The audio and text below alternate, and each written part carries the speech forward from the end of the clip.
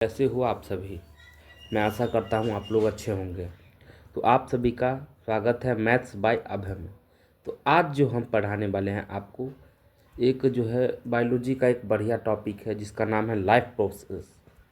यानी life process जो है आज का जो है टॉपिक है लाइफ प्रोसेस यानी जीव विज्ञान। जीव विज्ञान सबसे पहले जानते हैं कि जीव विज्ञान क्या होता है। तो संपूर्ण इसमें हम जीव विज्ञान के बारे में आज पढ़ाई करेंगे। तो चलिए, जीव विज्ञान जो है सबसे इसका जो है इंग्लिश नाम होता है बायोलॉजी, जो कि बायोलॉजी जो है एक लैटिन वर्ड है। उसके बाद जीव विज्ञान का शाब्दिक अर्थ होता है जीव। जीव विज्ञान दो शब्दों के मेल से बना हुआ है। पहला तो हो गया कि आपको कि पहला हो गया कि जीव, दूसरा हो गया विज्ञान, अर्थात जीवों का अध्ययन ही जीव विज्ञान कहलाता है। क्या? जीवों का अध्ययन ही जीव विज्ञान कहलाता है। जैसे कि हमने इस पर लिखा है कि जीव विज्ञान अर्थात जिसे हम सजीवों, जिसमें कि जीव जंतु पेड़ पौधे आदि आते हैं, उस जिसका हम अध्ययन करते हैं उसे हम जीव विज्ञान कहते हैं। ठीक। उसके बाद है कुछ नोट पॉइंट है इसमें कि जीव विज्ञान के जनक अरस्तु फादर ऑफ बायोलॉजी को माना जाता है। उसके बाद है बायोलॉजी शब्द का प्रयोग जो है वह सर्वप्रथम, जो बायोलॉजी शब्द है इनका प्रयोग सर्वप्रथम फ्रांसीसी के एक वैज्ञानिक जो थे जिनका नाम था लेमार्क तथा जर्मन वैज्ञानिक ट्रेविनेस ने जो है किया था। कब किया था? तो 1801 से 1802 के बीच में जो है। उसके बाद है कि जीव विज्ञान अर्थात बायोलॉजी को दो भागों में वर्गीकृत किया गया है। यानी कि जो बायोलॉजी है उनको दो भागों में डिफिनेट किया गया है, अलग किया गया है। पहला हो गया आपका बोटनी और दूसरा हो गया जूलॉजी। तो बोटनी के अंतर्गत जो है हमें पढ़ना होता है कि जीवों का अध्ययन, मतलब कि बोटनी के अंतर्गत हमें पेड़ पौधे का अध्ययन करना पड़ता है। और जो बोटनी है उसके अंदर जो है हमें जंतु का जीव जितने सारे हैं जिनके अंदर जो है सांस चलती है या जिनके अंदर प्राण हो, उनको जो हम जूलॉजी के अंतर्गत पढ़ते हैं। उसके बाद है वनस्पति विज्ञान के कुछ एक नोट पॉइंट है, यहाँ पर नोट पॉइंट है, इसको हम अंडरलाइन कर दे रहे हैं। आप लोग जो है इसको स्क्रीनशॉट ले लीजिएगा, स्क्रीनशॉट ले लीजिएगा। क्या है कि वनस्पति विज्ञान के जनक कौन है? तो वनस्पति विज्ञान के जनक जो है थियोफ्रेस्ट है। थियोफ्रेस्ट जो है वह वनस्पति विज्ञान के जनक है। उसके बाद प्राणी विज्ञान के जनक जो है वह अरस्तु जी है। सूक्ष्म विज्ञान के जनक जो है वह एंटोनी वान ल्यूवेनवॉक है। उसके बाद चलिए कि हमारा टॉपिक आज जो टॉपिक है आज का वह जीवन की प्रक्रिया अर्थात जैव प्रक्रम जिसको भी कहते हैं, यानी लाइफ प्रोसेस। तो यह हमारा जो टॉपिक है जिसका नाम ही है लाइफ प्रोसेसेस, इसके अंतर्गत क्या सब पढ़ना है पहले ये देख लीजिए। लाइफ प्रोसेस के अंतर्गत जो है सबसे पहले जीवन की प्रक्रिया पढ़ना है जिसको हम लाइफ प्रोसेस कहते हैं, उसी का दूसरा नाम है जैव प्रक्रम।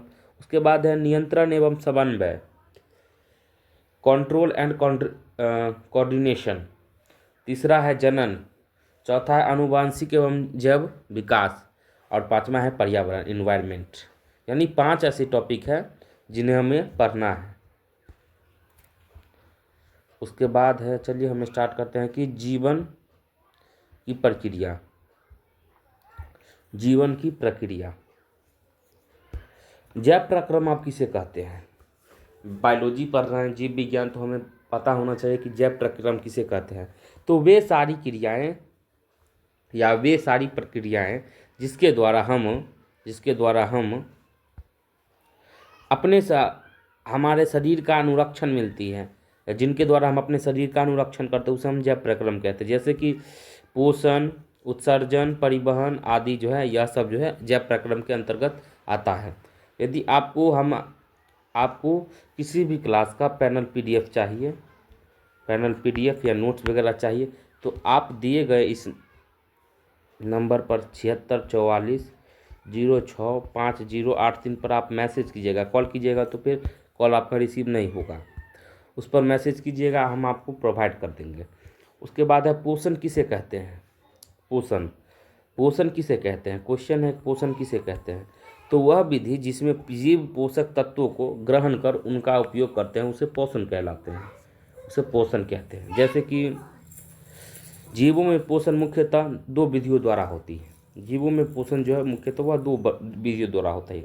एक होती है कि ऑटोट्रॉफिक न्यूट्रिशन और दूसरा होती है कि हेटेरोट्रॉफिक न्यूट्रिशन, यानी कि पहला होती है कि सपोषी पोषण, दूसरा होती है परपोषी पोषण। यानी कि जीवों में पोषण जो है वो मुख्यतः दो विधियों द्वारा होता है, एक होता है स्वपोषी और एक होता है परपोषी। अब जानते हैं कि चलिए स्वपोषी किसे कहते हैं, स्वपोषी किसे कहते हैं। तो पोषण की वह विधि जिसमें जीव अपना भोजन स्वयं बनाते हैं उसे स्वपोषी पोषण तथा या स्वपोषी कहते हैं। जैसे कि हो गया आपका हरे पेड़ पौधे, यह सब जो है वह स्वपोषी पोषण के अंतर्गत आ जाएगा। एक एमसीक्यू में मतलब कि एक ऑब्जेक्टिव में यहाँ से ये पूछा जाता है कि निम्न में से कौन सा स्वपोषी पोषण है। तो आपका एक ऑप्शन रहता है कि हरे पेड़ पौधे जो है वह एक ऑप्शन में रहता है कि हरे पेड़ पौधे, तो आपको जो है आंख बंद करके हरे पेड़ पौधे मार देना है, ठीक। उसके बाद चलिए कि एक नोट में लिखा है सभी हरे पौधे जो है वह स्वपोषी होते हैं। इन पौधों में रचना हरित लवक या क्लोरोप्लास्ट पाया जाता है। हरित लवक या क्लोरोप्लास्ट किसको कहते हैं, तो क्लोरोप्लास्ट एक प्रकार का जो है वह पत्तियों के रंग में पाए जाने वाला वर्णहित होता है। और एक बात को याद रखिएगा कि क्लोरोफिल के कारण ही पत्तियों का रंग जो है वह हरा दिखता है। यदि क्लोरोफिल नहीं होगा तो पत्तियों का रंग जो है हरा नहीं दिखेगा। उसके बाद है परपोषण किसे कहते हैं। परपोषण किसे कहते हैं, पोषण की वह विधि जिसमें जीव अपना भोजन स्वयं नहीं बनाते हैं उसे परपोषण कहते हैं। यानी पोषण की वह विधि जिसमें कोई भी जो मानव है या जीव है वह अपना भोजन स्वयं नहीं बनाते हैं उसे हम परपोषण कहते हैं। यह अन्य जीवों पर निर्भर रहते हैं और यह जो है अन्य जीवों पर निर्भर रहते हैं। जैसे कि मनुष्य, जानवर, कीड़े मकोड़े आदि जो है यह सभी जो है वह परपोषण के अंतर्गत आ जाएगा। उसके बाद है परपोषी किसे कहते हैं। परपोषी किसे कहते हैं, परपोषी किसे कहते हैं, परपोषी किसे कहते हैं। देखिए कि परपोषी किसे कहते हैं। पोषण की वह विधि जो अपना भोजन स्वयं नहीं बनाते हैं बल्कि किसी दूसरे पर निर्भर रहते हैं उसे परपोषण या उस जीवों को परपोषी कहते हैं। जैसे कि मनुष्य, कीड़े मकोड़े, जानवर आदि, ये तो हमने बता दिया था। उसके बाद है परपोषी के मुख्यतः जो है वह तीन प्रकार होते हैं। परपोषी के मुख्यतः तीन प्रकार होते हैं। पहला कि मृतजीवी परपोषी, दूसरा हो गया परजीवी परपोषण, तीसरा हो गया प्राणी संप्रपोषण। यह सब जो है वह परपोषी पोषण का जो है वह प्रकार है। उसके बाद चलिए कि मृतजीवी परपोषण किसे कहते हैं। मृतजीवी परपोषण, तो इस परपोषण में जो है मतलब कि मृत्यु जीवों को जो है पौधों के शरीर में अपनी और शरीर की सतह से घुलित कार्बनिक के रूप में अवशोषित कर लेते हैं। यानी कि जो मृत जीव जो है वह इन चीज़ों को जो है पेड़ पौधे या जंतु की सहायता से अपघटित करके जो है अवशोषित कर लेता है। जैसे कि और कार्बनिक पदार्थों में अवशोषित कर लेते हैं, उसे हम मृतजीवी पोषण कहते हैं। एग्जाम्पल इसका हो जाएगा कि गोबर छत्ता, कवक आदि। गोबर छत्ता जानते हैं, जो गोबर के ऊपर जो ऐसे करके जो है उगा रहता है। कवक रोटी वगैरह सब में जो आ जाता है कवक, उसे फंगी जिसको बोलते हैं वही होता है। अब नोट है कि मृत जीवों को अपघटक भी कहते हैं। मृत जीवों पोषण करने वाले मृतजीवी कहलाते हैं। उसके बाद है अनेक कवकों, बैक्टीरिया तथा कुछ प्रोटोजोआ में पोषण विधि द्वारा पाई जाती है। उसके बाद है कि परजीवी पोषण किसे कहते हैं। परजीवी पोषण किसे कहते हैं, तो इस प्रकार के पोषण में जीव दूसरे प्राणी के संपर्क में अस्थायी तथा अस्थायी रूप से रहकर उसमें अपना भोजन प्राप्त करती है। यह पोषण कवक, जीवाणु, कुछ या इसको दूसरे भाषा में कह सकते हैं कि यह पोषण कवक जीवाणु कुछ जैसे अमरबेल, जंतु, गोलकृमि, टेपवर्म, मलेरिया, परजीवी आदि में पाया जाता है। उसके बाद है कि परजीवी द्वारा ग्रहण भोजन यानी कार्बनिक पदार्थ जो होता है वह सामान्य तरल रूप में होते हैं। उसके बाद है कि प्राणिसम यानी होलोजोइक न्यूट्रिशन किसे कहते हैं? तो वैसा पोषण जिसमें प्राणी अपना भोजन ठोस या तरल के रूप में ग्रहण करते हैं प्राणिसम पोषण कहलाते हैं। इस प्रकार का पोषण सामान्यतः जंतुओं में पाया जाता है, जैसे कि हो गया मेढक, गाय, मनुष्य, बकरी आदि। उसके बाद चलिए कि ये सब नोट्स है, आप लोग पढ़ लीजिएगा। प्रकाश संश्लेषण अभिक्रिया क्या है? हाँ, देखिए कि प्रकाश संश्लेषण अभिक्रिया आ गया। तो यह भी एक बढ़िया टॉपिक है। प्रकाश संश्लेषण जो है वह इसको बोलते हैं फोटोथिसिस बोलते हैं इसको।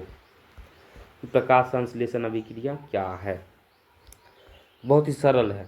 तो प्रकाश संश्लेषण अभिक्रिया जैसे कि पौधों में गैसों का आदान प्रदान जो है वह प्रकाश संश्लेषण क्रिया कहते हैं। जैसे फॉर एग्जाम्पल कि हम जो है ऑक्सीजन लेते हैं और पेड़ पौधा जो है वह कार्बन डाइऑक्साइड लेता है।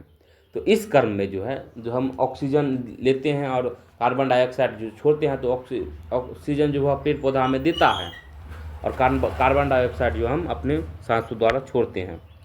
तो चलिए पढ़ते हैं क्या है। जिस पेड़ पौधे द्वारा हम अपनी भोजन तैयार करते हैं उस मूलभूत प्रक्रिया को प्रकाश संश्लेषण कहते हैं। इस प्रक्रिया में पौधे सूर्य की प्रकाश की उपस्थिति में क्लोरोफिल, CO2 तथा H2O की मदद से अपना भोजन तैयार करते हैं। ठीक, यानी कि भोजन तैयार करते हैं, पेड़ पौधा अपने भोजन तैयार करते हैं, उस मूलभूत प्रक्रिया को प्रकाश संश्लेषण कहते हैं।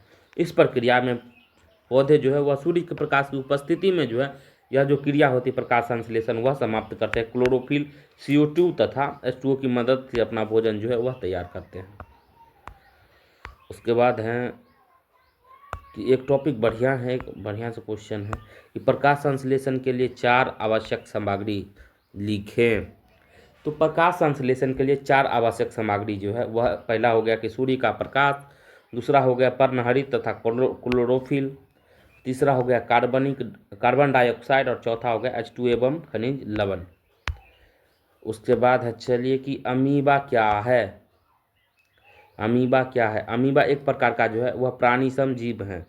अमीबा एक प्रकार का प्राणिसम जीव है जो एक मृदु जलीय, एकोषीय तथा अनिश्चित आकार का पाया जाता है। यानी एक प्राणिसम जीव है जो कि मृदु, इसको बोलते हैं मृदु जलीय, यह अनिश्चित आकार का होता है। इसका आकार जो है वह निश्चित नहीं होता है। दैट्स इट कि इसके यहाँ तक हम अभी अमीबा का जो है आप चित्रण देख सकते हैं। देखिए कैसे बना हुआ है। बीच में जो है न्यूट्रिशन मतलब कि न्यूक्लियर है, केंद्रक। यही अमीबा जो है आगे चल करके टूट जाता है। ये देखिए, देखे होंगे आप लोग भी।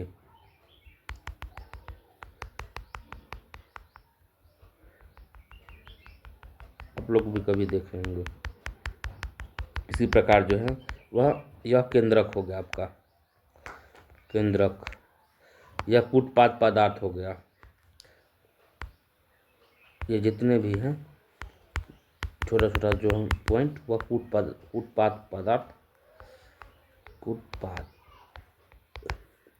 दैट्स इट, यहाँ तक क्लियर है। तो चलिए इसके बाद जो है हम मिलते हैं नेक्स्ट क्लास की ओर। तब तक के लिए जय हिंद, जय भारत।